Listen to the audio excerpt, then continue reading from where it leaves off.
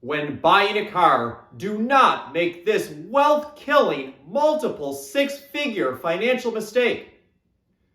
Vehicles are the largest purchases most people make that go down in value, so they are the biggest mistake that many people make. In this video, I'll show you the numbers and at the end give you guidelines for a better approach. Let's compare buying a car with cash to financing and leasing the same vehicle.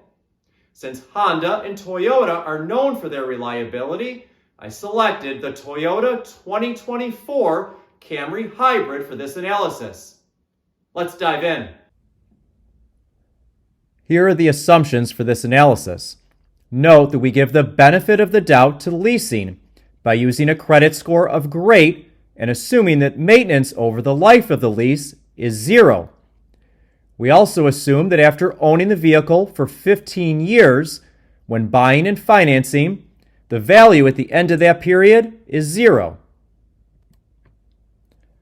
When buying, the cash at the time of the purchase is just under $30,000, and total maintenance for 15 years is just over $9,000. Driving two vehicles for 30 years results in a total cost of $78,170. The person financing has a monthly payment of $507 for 72 months. Using the same maintenance cost and also driving two vehicles for 30 years, the total cost of financing is $91,278. Financing costs about $13,000 more than buying. The person leasing will have a payment of $555 per month for 36 months. Even assuming 0 maintenance, the person will drive 10 vehicles over the course of 30 years, resulting in a total cost of just under $200,000.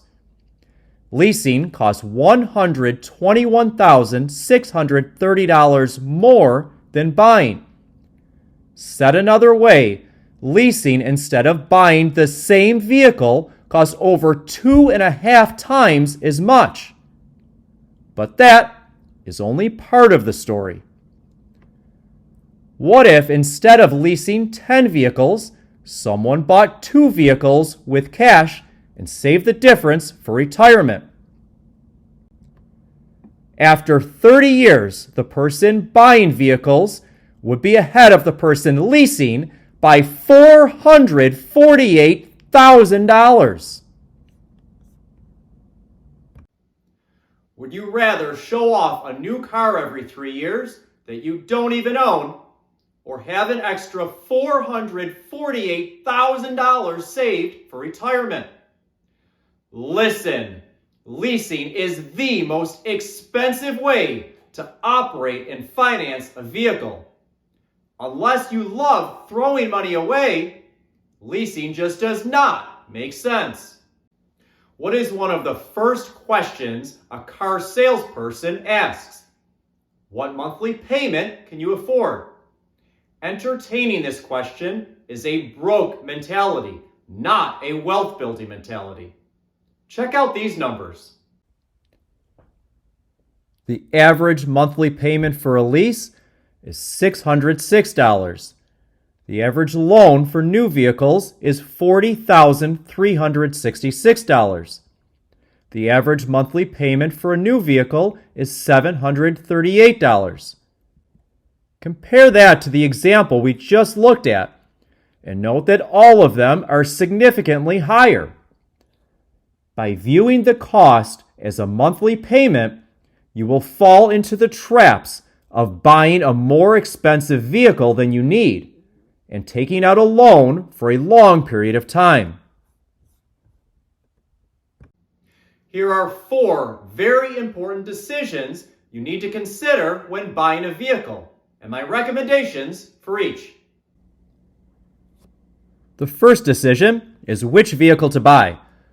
I recommend that the total value of all the vehicles in your household never be more than half of your annual household income.